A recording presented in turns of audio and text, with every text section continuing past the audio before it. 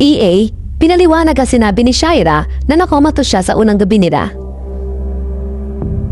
Ito pala ang tunay na dahilan kung bakit si Shaira sa unang gabi nila ni EA bilang mag-asawa.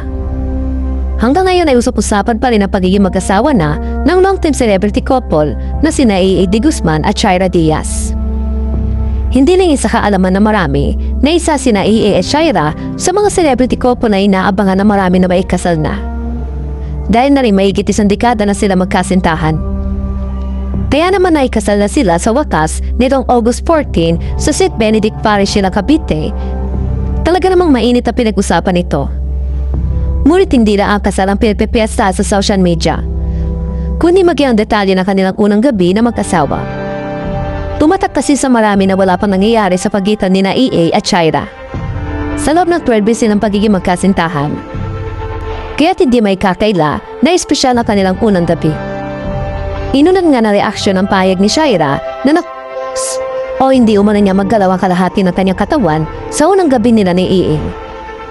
Marami ang nag-react sa payag nito ni Shaira. Ilang netizen din ang nagsabi o ay umano si Shaira at sobra na ang impormasyon na binabahagi nila sa publiko. Hindi na kasi kailangan pang ibahagi ang mga ganitong impormasyon. Pero nilinaw ni EA na hindi totoo ang mga naglabasan na post tungkol sa sinabi ni Shaira. Hindi daw kasi totoo na nasobrahan sila sa aksyon sa kama, kaya parang naparalisado ang katawan ni Shaira. Ipinaliwanag ni EA na kaya mistulang nakomato si Shaira dahil sa sobrang pagod at sakit. Dahil sa matagal na pagsusuot ng heels sa araw ng kanilang kasal. Ani EA, yun ang reason niya kung bakit siya nakatulog, nakasako. Kaya siya nakatulog dahil parang siya. Kasi nga, namamanit ang legs niya dahil sa heels, sa sapatos na ginamit niya. Nauna nang ibinunyag ni EA na hindi natuloy ang unang gabi nila ni Shaira dahil tinunugan siya nito dahil sa sobrang pagod.